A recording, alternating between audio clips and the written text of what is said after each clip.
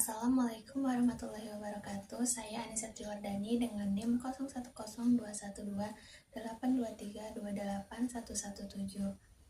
Pada video kali ini saya akan menjelaskan salah satu aliran penting dalam sejarah pemikiran ekonomi, yaitu aliran monetaris. Jadi, dalam ilmu ekonomi itu sebenarnya tidak cuma hanya ada satu cara pandang. Ada banyak teori yang berkembang dari waktu ke waktu dan masing-masing itu muncul karena kondisi ekonomi yang berbeda-beda. Nah, aliran monetaris ini adalah salah satu aliran yang muncul sebagai respon terhadap kelemahan dari teori sebelumnya. Lalu, kenapa sih aliran monetaris itu penting? Nah, kalau kita lihat, hampir semua negara sekarang ini sangat memperhatikan tentang inflasi, jumlah uang beredar, dan juga kebijakan bank sentral. Nah, itu semua sebenarnya itu sangat dipengaruhi oleh aliran monetaris.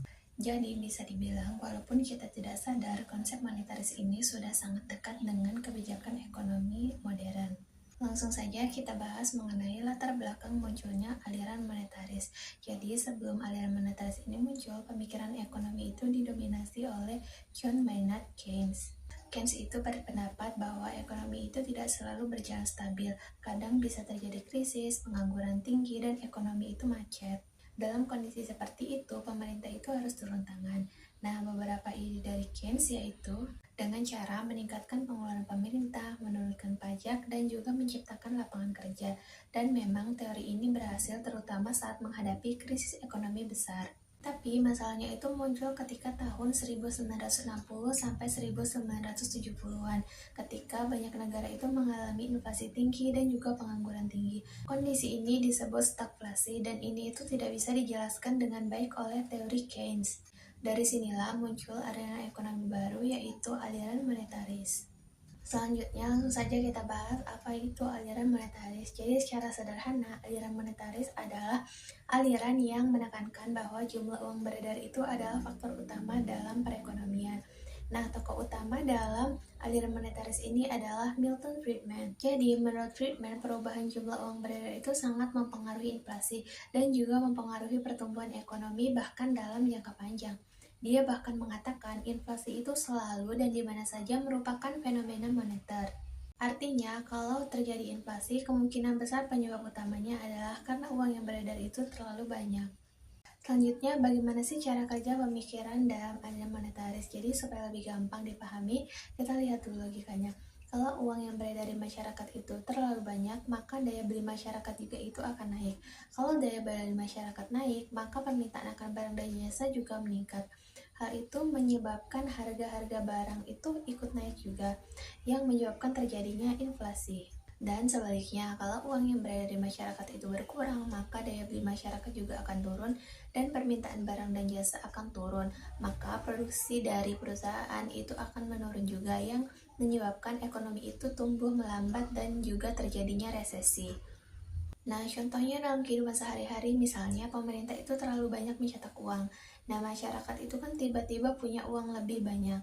Awalnya mungkin terasa enak karena orang itu bisa belanja lebih banyak. Tapi lama-lama harga barang itu akan naik dan menurunkan daya beli masyarakat. Hal ini menunjukkan bahwa uang itu tidak boleh bertambah atau berkurang secara drastis. Lalu selanjutnya ada inti pemikiran dari aliran monetaris. Beberapa poin penting dalam aliran monetaris itu yang pertama ada uang beredar itu adalah faktor utama dalam ekonomi. Lalu yang kedua, inflasi itu terjadi karena kelebihan uang beredar di masyarakat. Yang ketiga, dalam jangka pendek uang itu mempengaruhi output. Dan dalam jangka panjang uang itu akan mempengaruhi harga barang secara keseluruhan. Jadi fokus utama aliran monetaris ini adalah stabilitas keuangan.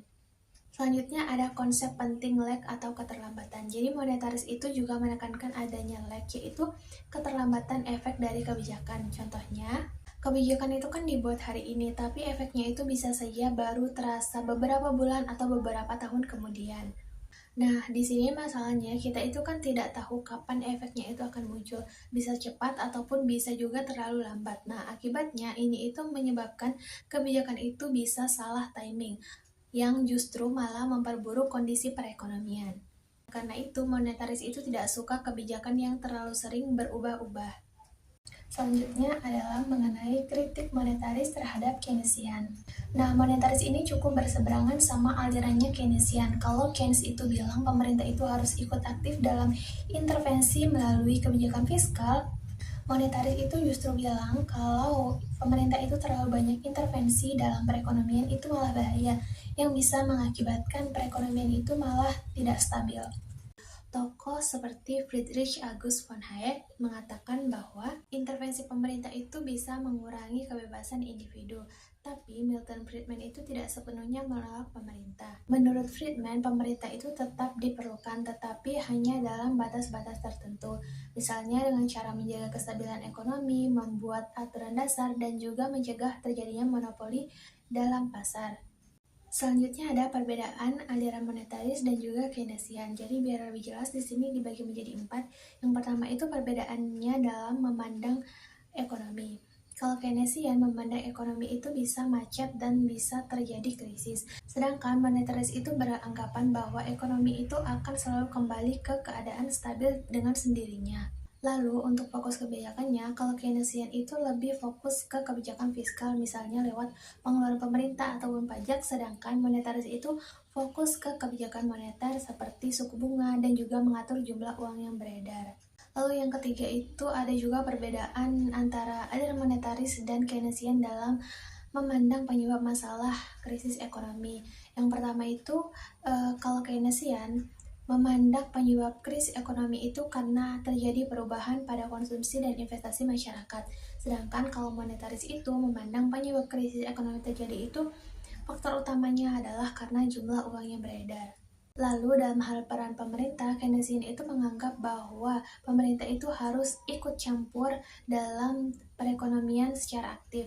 Sedangkan kalau monetaris menganggap peran pemerintah itu dalam perekonomian sangat terbatas. Lalu, apa saja kebijakan yang dianjurkan oleh aliran monetaris? Jadi, aliran monetaris ini menyarankan bahwa kebijakan yang harus dilakukan adalah yang pertama itu mengontrol jumlah uang yang beredar, yang kedua itu menjaga pertumbuhan uang agar tetap stabil, tidak naik turun secara drastis. Lalu yang ketiga itu ada kebijakan menghindari intervensi pemerintah yang berlebihan. Terus mereka juga punya konsep yaitu constant money growth rule, yang artinya uang beredar itu harus tumbuh secara konstan, tidak naik atau turun secara drastis. Selanjutnya di sini ada tokoh-tokoh dalam aliran monetaris. Jadi seperti yang sudah saya sebutkan sebelumnya, tokoh utama dalam aliran monetaris ini adalah Milton Friedman. Lalu ada tokoh lainnya seperti Karl Brunner, Alan Mazur. Tokoh utama dalam aliran monetaris ini, Friedman itu bahkan mendapatkan Nobel Ekonomi pada tahun 1976 dan dianggap sebagai ekonom yang sangat berpengaruh bahkan setelah Adam Smith. Baiklah, sekarang kita masuk ke yang terakhir yaitu kesimpulan. Aliran monetaris itu muncul sebagai respon dari kegagalan teori sebelumnya. Dan mereka percaya bahwa kunci utama ekonomi itu ada di pengendalian jumlah uang beredar. Dan bisa kita lihat sampai sekarang pemikiran ini itu masih sangat berpengaruh dan relevan terutama di Indonesia. Bahkan banyak ekonom modern setuju bahwa peran uang itu sangat penting dalam perekonomian.